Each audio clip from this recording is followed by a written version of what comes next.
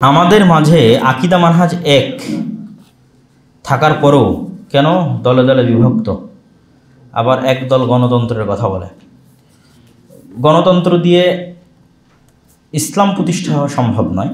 গণতন্ত্রের কথা মানুষ বলতে পারে, বলুক, কিন্তু কেউ যদি বলে গণতন্ত্র দিয়ে ইসলাম প্রতিষ্ঠা হবে, তাহলে সেই জায়গায় আমাদের বিরোধিতা আছে। গণতন্ত্র দিয়ে ইসলাম প্রতিষ্ঠা হয়নি, হবেও না। এবং আমি বহু বক্তব্যে তুলে ধরেছি কেন হয়নি, কেন হবে না, বিস্তারিত তুলে ধরেছি। এবং আমি এখন এই জিনিসটা বোঝানো আরও সহজ। আগে তো বোঝানো কঠিন ছিল, এখন বোঝানো আরও সহজ। যে গত 16 বছর যে ফ্যাসিজম পরিচালিত হয়েছে, কিসের নামে চলেছে বলেন? কিসের নামে? গণতন্ত্রের নামে। তারপরে ধর্মনিরপেক্ষ মতবাদের নামে, ধর্ম যার যার উৎসব সবার এই মতবাদের নামে, সেকুলারিজমের নামে, তাই না? তাহলে গত 16 বছর যত গুম খুন হত্যা হয়েছে কে করেছে? গণতন্ত্র করেছে আর সেকুলারিজম করেছে। সাফ কথা। সেকুলার সিস্টেম করেছে আর ডেমোক্রেটিক সিস্টেম করেছে। এই সিস্টেম যদি থাকে, এরকম জালেম আবার আসবে। মুসলমানদের একমাত্র রাজনৈতিক দর্শন হচ্ছে খেলাফা। একমাত্র রাজনৈতিক দর্শন কি? খেলাফা। রাষ্ট্র ব্যবস্থা, রাষ্ট্র পরিচালনার একমাত্র মাধ্যম হচ্ছে খেলাফা। এবং খেলাফা যখন আসবে তখন পূর্ণাঙ্গ আসবে, উইদাউট এনি কম্প্রোমাইজ। অন্য কোনো দর্শন এবং মতবাদের সাথে কম্প্রোমাইজ ছাড়াই, যেটা আজকে চাচা তুলে ধরেছে, লাকুম দীনুকুম ওয়ালিয়া দীন। কাফারনা, তোমাদের দিন তোমরা তোমাদের মতো পালন করো, আমাদের দিন আমরা আমাদের মতো। এই কথাটা কখন বলেছিল মুহাম্মদ? যখন চরম অসহায়, যখন উনি চরম অসহায়, ওনাকে তখন অপশন দেওয়া হচ্ছে, আসেন 1 বছর আপনার আল্লাহর ইবাদত হবে, 1 বছর আমাদের মূর্তি পূজা হবে। ক্ষমতা ঐক্য জোটের মাধ্যমে আমরা ক্ষমতায় যাব। তখন উনি এই কথা বলতেছে, যখন উনি অসহায়, ওনার কোনো রাস্তা নাই, ওনার সাহাবীদের উপর জুলুম হচ্ছে, অত্যাচার হচ্ছে, তখন বলা হচ্ছে যে আসেন আমরা কম্প্রোমাইজ করি। তখন তিনি বলছেন লাকুম দীনুকুম ওয়ালিয়া দীন। তোমাদের দিন তোমরা পালন করো, আমার দিন আমাকে পালন করতে দাও। তোমরা যার ইবাদত করো, আমরা তার ইবাদত করতে পারবো না। 1 দিনের জন্য নয়, 1 সেকেন্ডের জন্য নয়। আমি মুহাম্মদ সাল্লাল্লাহু আলাইহি ওয়াসাল্লাম যদি কোনোদিন ক্ষমতা আসি, তাহলে উইথ ফুল পাওয়ার, মানে পূর্ণাঙ্গ ইসলাম অবস্থায় ক্ষমতায় আসবো। আর ঠিকই কিন্তু 10-15 বছর পর যখন মক্কা আল্লাহ নবী বিজয় করেছে, তখন কি কোনো ঐক্য জোটের সরকার ছিল? না, একচ্ছত্র ইসলামের আধিপত্য নিয়ে উনি বিজয় অর্জন করেছে। এটাই হলো ইসলামী খেলাফার মূলনীতি। যদি ইসলামী খেলাফা বাংলাদেশে আসে কোনো দিন, বা পৃথিবীর কোথাও প্রতিষ্ঠিত হয়, তাহলে সেখানে ইসলাম থাকবে নিরঙ্কুশ এবং উইদাউট এনি কোয়েশ্চেন, প্রশ্নাতীত, নিরঙ্কুশ ক্ষমতার বলে ইসলাম ক্ষমতায় আসবে। যেখানে ক্ষমতায় গিয়ে আপনাকে শিরকের সাথে আপোষ করতে হবে না। ক্ষমতায় যাওয়ার পর আপনাকে ওই খাম্বা, ইট পাথরের খাম্বা তৈরি করা কিছু আছে, পিলার আছে, ওখানে গিয়ে আপনাকে ফুল দিতে হবে না। আর এখন আপনি যে মাধ্যমেই ক্ষমতায় যান, যতই ইসলামের নাম নিয়ে ক্ষমতায় যান, যাওয়ার পর ঠিকই ওই ইট পাথরের খাম্বায় কি দিতে হবে? ফুল দিতে হবে। মানে হচ্ছে শিরকের সাথে আপোষ করতে হবে। তাহলে বলবেন রাজনীতি কিভাবে হবে? এখন যারা ক্ষমতায় আছে, এরা কিসের রাজনীতি করে ক্ষমতায় আসছে? এখন যারা ক্ষমতায় আছে, এরা কোনো রাজনীতি করেনি, মানে গণতান্ত্রিক রাজনীতি এরা কেউ করেনি। তাহলে এরা যে রাজনীতি করেছে, ওই রাজনীতি হচ্ছে আসল রাজনীতি। সেই রাজনীতি কিন্তু আমরা কেউ করি না।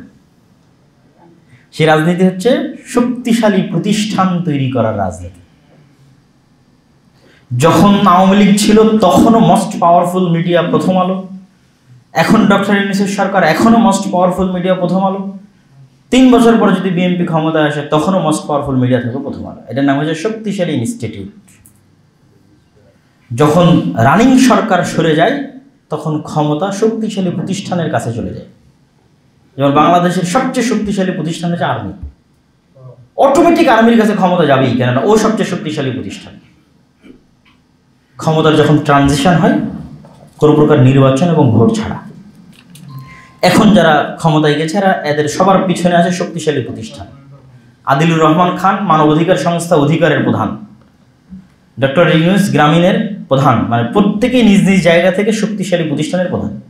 আর আমাদের বাংলাদেশে এরকম কোটি কোটি মুসলিম জনতা আছে, হাজারো লক্ষ আলেম ওলামা, শায়েখ মাশায়েখ, পীর, দল, সংগঠন, ভোটের রাজনীতি, সবকিছু আছে, একটা শক্তিশালী প্রতিষ্ঠান নাই। একটা শক্তিশালী মিডিয়া নাই, একটা শক্তিশালী অর্থনৈতিক প্রতিষ্ঠান নাই, তাহলে হাজারো লক্ষ কোটি ভোটার থেকেও লাভ নাই। তাহলে আসল রাজনীতি কোনটা? আসল রাজনীতি ওইটা, শক্তিশালী প্রতিষ্ঠান তৈরি করা। কেননা এই ধরনের 5ই আগস্ট প্রতি 20 বছর 25 বছর পর আসবেই, 100% আসবে। সুতরাং এখন লাফালাফি না করে আবার 20-25 বছর পরের জন্য প্রস্তুতি নেন। এই 20-25 বছর আপনি শক্তিশালী প্রতিষ্ঠান তৈরি করেন। যখনই দেশে ক্ষমতার ট্রানজিশন হবে, অটোমেটিক ক্ষমতার 50%, 20%, 40% আপনার কাছে চলে আসবে, চাওয়া লাগবে না, আসবে। এইটাই হচ্ছে শক্তিশালী প্রতিষ্ঠানের ফলাফল। কিন্তু ওইটার পিছনে তো আমরা ইনভেস্ট করি না, কিন্তু ওইটার পিছনে ইহুদিরা প্রচুর ইনভেস্ট করে। আমেরিকাতে কোটি কোটি টাকা তারা শক্তিশালী প্রতিষ্ঠানের পিছনে ব্যয় করে। আমি প্রেম করে কোর্ট কাবিন করে বিয়ে করেছি। এখন আমাদের বিয়ে ইসলামের পদ্ধতিতে হয়েছে কি, মেয়ের পিতার যদি অনুমতি থাকে তাহলে ইসলামের পদ্ধতিতে হয়েছে, 2 জন সাক্ষী যদি থাকে। আর মেয়ের পিতার যদি অনুমতি না থাকে তাহলে হয়নি। আমার স্ত্রী তার বাপের বাড়ি থাকতে চায়, আমাদের বাড়ি থাকতে চায় না। আমি তাকে অনেক বুঝিয়েছি কিন্তু সে বুঝে না, আমার করণীয় কি? আপনি বুঝা অব্যাহত রাখবেন।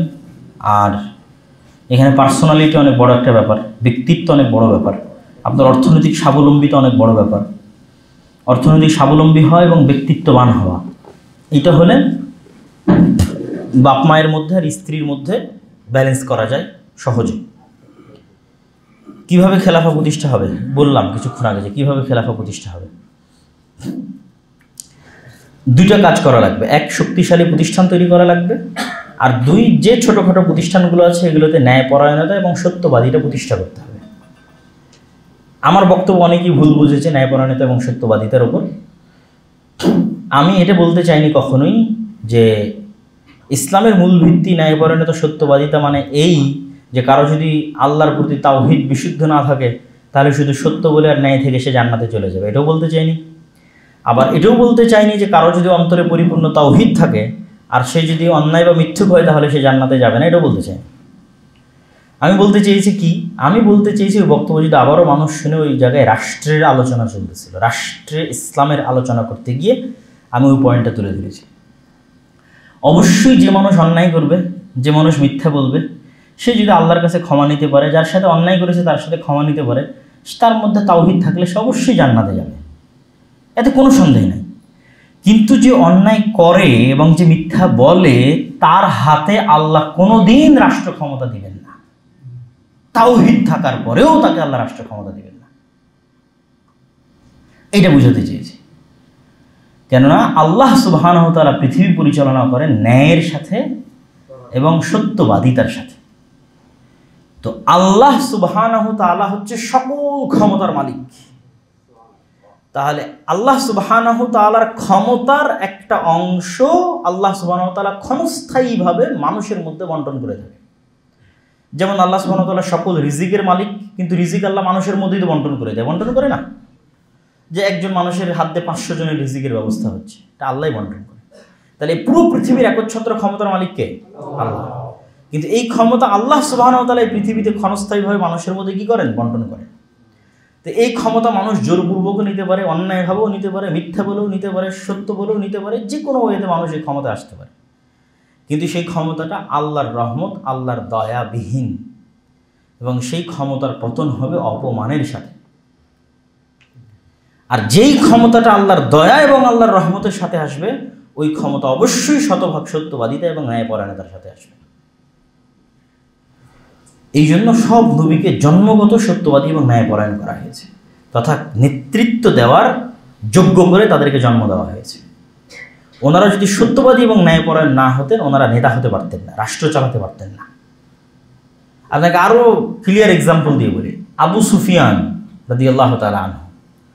আমার নবী মুহাম্মদ সাল্লাল্লাহু আলাইহি ওয়াসাল্লাম যদি কোনোদিন আবু সুফিয়ানের সাথে কোনো লেনদেনে মিথ্যা বলে থাকতেন, আবু সুফিয়ানের সাথে কোনো লেনদেনে কখনো অন্যায় করে থাকতেন, তাহলে আবু সুফিয়ান কখনোই মুহাম্মদ সাল্লাল্লাহু আলাইহি ওয়াসাল্লামের নেতৃত্ব মেনে নিত না। এবং মুহাম্মদ সাল্লাল্লাহু আলাইহি ওয়াসাল্লাম সবসময় তার কাছে এরকম ছোট থাকতেন, নিচু থাকতেন, যতই উনি সঠিক আকীদার প্রচারক হন, ধারক হন, বাহক হন। কিন্তু যেহেতু আল্লাহ ওনাকে রাষ্ট্র নেতা বানাবেন, গোটা আরব বিশ্বের নেতা বানাবেন, সুতরাং 100% তার মধ্যে সত্যবাদিতা থাকতে হবে, ন্যায়পরায়ণতা থাকতে হবে, যেন দুনিয়ার কোনো মানুষের সামনে ওনার মাথা নিচু না হয়। ওনার ন্যায় নীতি এবং নিষ্ঠার কারণে পৃথিবীর কোনো মানুষের সামনে যেন ওনাকে মাথা নত না করা লাগে। বরং মানুষ তার প্রতি অন্যায় করবে, মানুষ মাথা নত অবস্থায় তার সামনে আসবে, আমার ভুল হয়ে গেছে, ক্ষমা করে দেন। আর উনি ওনার তাওহীদের দাওয়াতকে আরো বলিয়ান করবেন, আরো শক্তিশালী করবেন ওনার ন্যায়পরায়ণতার গুণ দিয়ে, সত্যবাদিতার গুণ দিয়ে। দেখো, মোহাম্মদ যদি এত সত্যবাদী হয়, তাহলে ও যে দিনের প্রচার করতেছে দিন সত্য। মোহাম্মদ যদি এত ন্যায়পরায়ণ হয় সাল্লাল্লাহু আলাইহি ওয়াসাল্লাম, তাহলে ও যে দিনের দাওয়াত দিচ্ছে সেই দাওয়াত অবশ্যই সত্য, অবশ্যই ন্যায়। ওইটা দিয়েই উনি শক্তিশালী করেছেন ওনার দাওয়াতকে। তো এই জন্য আমি বলেছি যে আমাদের বহু সংগঠন আছে, দল আছে, আলেম ওলামা আছে, মসজিদ আছে, মাদ্রাসা আছে, সব জায়গায় মাশাআল্লাহ আলহামদুলিল্লাহ সহিহ আকীদার দাওয়াত আছে, সঠিক হাদিসের চর্চা আছে, সালাত সিয়াম হজ যাকাত সবই আছে, কিন্তু আমাদেরকে আল্লাহ রাষ্ট্র ক্ষমতা দিবেন না, কেননা আমরা রাষ্ট্র ক্ষমতা পাওয়ার যোগ্য হইনি, কেননা আমাদের মধ্যে ন্যায়পরায়ণতা নেই, সত্যবাদিতা নেই। এই জন্য আল্লাহ আমাদেরকে রাষ্ট্র ক্ষমতা দিবেন না। আমরা যদি ন্যূনতম আমাদের প্রতিষ্ঠানগুলোতে, আমাদের সংগঠনগুলোতে, আমাদের মাদ্রাসাগুলোতে ন্যূনতম ন্যায়পরায়ণতা এবং সত্যবাদিতা প্রতিষ্ঠা করি, তাহলে আল্লাহ সুবহানাহু ওয়া তাআলা তার দয়া দিয়ে, আল্লাহ যেই ব্যালেন্সে পৃথিবী চালান, ওই ব্যালেন্সের সাথে আমার ব্যালেন্স মিলে গেলে আল্লাহর দয়ায় আমরা ক্ষমতায় চলে যাব। আপনাকে চাওয়াও লাগবে না, ভোটের রাজনীতিও করা লাগবে না, অটোমেটিক পৌঁছে যাবেন। কেন? তখন আল্লাহ সুবহানাহু ওয়া তাআলা যেই ব্যালেন্সে পৃথিবী চালান, ওই ব্যালেন্সের সাথে আপনার ব্যালেন্স মিলে গেছে। আপনিও তখন সত্যবাদী, আপনিও তখন ন্যায়পরায়ণ। আর আল্লাহ সত্যবাদী তার ন্যায়পরায়ণতার সাথে পৃথিবী চালায়, তখন অটোমেটিক আল্লাহর দয়ায় আপনি ক্ষমতায় চলে যাবেন। এইটি কি বলেছে? খেলাফা কিভাবে প্রতিষ্ঠা হবে? খেলাফা প্রতিষ্ঠা হওয়ার শর্ত হচ্ছে তিনটা কাজ, একদম যদি সামারি বলি। এক, অবশ্যই তাওহীদপন্থী হতে হবে, তাওহীদবাদী হতে হবে। কেন? তাওহীদ হচ্ছে সবচেয়ে বড় সত্য, সবচেয়ে বড় ন্যায়, আর শিরক হচ্ছে সবচেয়ে বড় মিথ্যা, সবচেয়ে বড় অন্যায়, আসমানের নিচে জমিনের উপরে। দুই, শক্তিশালী প্রতিষ্ঠান তৈরি করতে হবে। তিন, ছোট থেকে ছোট যে প্রতিষ্ঠানগুলো আমরা পরিচালনা করতেছি, এগুলোতে সত্যবাদিতা, ন্যায়পরায়ণতা প্রতিষ্ঠা করতে হবে। তাহলে একটা ছোট্ট মসজিদ থেকে দেখবেন রাষ্ট্র ক্ষমতায় চলে গেছে, একটা ছোট্ট মাদ্রাসা থেকে দেখবেন রাষ্ট্র ক্ষমতায় চলে গেছে, একটা ছোট্ট সংগঠন থেকে দেখবেন রাষ্ট্র ক্ষমতায় চলে গেছে।